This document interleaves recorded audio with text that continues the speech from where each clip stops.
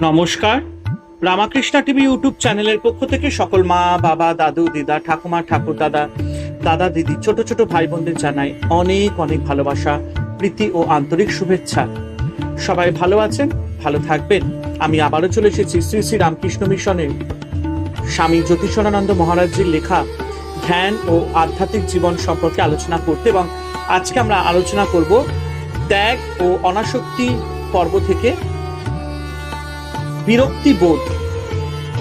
এই বিরক্তিবোধ সম্পর্কে স্বামী জ্যোতিষানন্দ মহারাজজি খুব সুন্দরভাবে আমাদের কাছে আলোচনা করেছেন। তো চলুন আলোচনা শুরু করা যাক। মহারাজজি বলছেন, জীবনের ভুল যখন বোঝা যায় তখন জাগতিক ভোগের প্রতি প্রথম প্রতিক্রিয়া হলো বিরক্তি।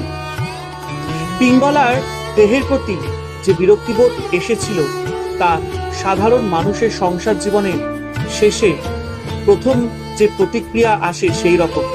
দেখুন, এখানে পিঙ্গলা বলতে আমরা এর আগে আলোচনা করেছিলাম বৃথা আশা এবং পিঙ্গলার উপখ্যান।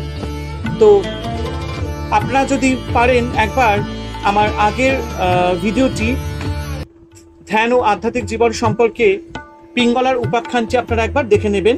যারা যারা দেখা মিস করেছেন তাহলে বুঝতে পারবেন আজকের আলোচনাটি।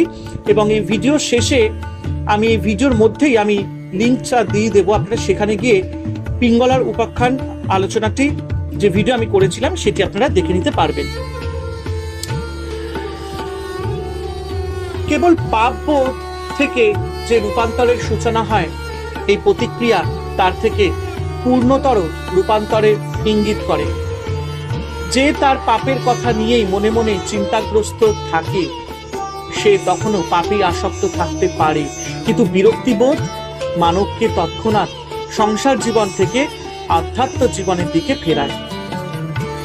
যে আধ্যাত্ম জীবনের দিকে ফিরছে সে নিশ্চয়ই পিঙ্গলার মতো নিজেকে বলতে পারবে,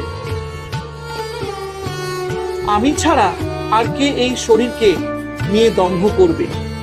যে শরীর কেবল মেরুদণ্ড, পাঁজর ও অঙ্গ প্রত্যঙ্গ দিয়ে গড়া হাড়ের খাঁচা মাত্র, যেমন কুটির নির্মাণের দণ্ড, আড়া আর খুঁটি, যাকে চামড়া, চুল ও নখ দিয়ে ঢেকে রাখা হয়েছে, যার 9টি বাইরে বেরুবার দরজা আছে এবং যা ক্লেদে পূর্ণ।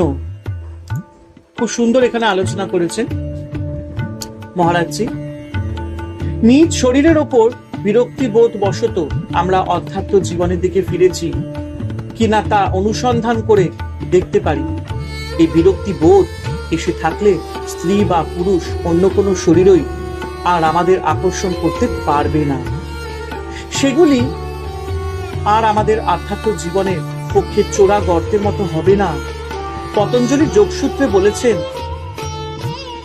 বাহ ও অন্তঃসূচি পালিত হলে নিজ শরীরের প্রতি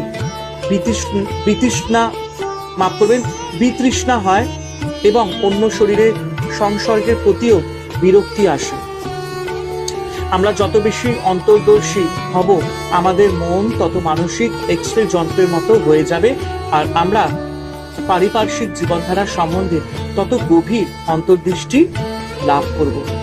প্রথমে বিরক্তিবোধ আসে, তারপর আসবে মনুষ্য শরীরে সব নোংরা ও ময়লার পেছনে যে আত্মা আছে তার গৌরব সম্বন্ধে সচেতনতা।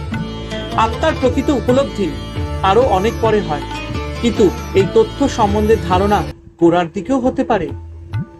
বুদ্ধিগত ধারণাই যথেষ্ট নয়, এর সঙ্গে আবেগপূর্ণ প্রতিক্রিয়াও চাই।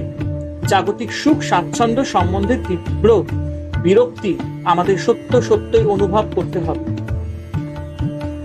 ভর্তৃহরির সঙ্গে আমাদেরও অনুভূতি হওয়া চাই যে ভোগ্যবস্তু ভোগ করা হয়নি কিন্তু আমরা ভুক্ত হয়েছি, তপশ্চর্যাদি করা হয়নি কিন্তু আমরা ক্লিষ্ট হয়েছি, কাল অন্তর্হিত হয়নি কিন্তু আমরা অন্তর্হিত হচ্ছি, বাসনার ক্ষয় হয়নি কিন্তু আমরা ক্ষীণ হচ্ছি।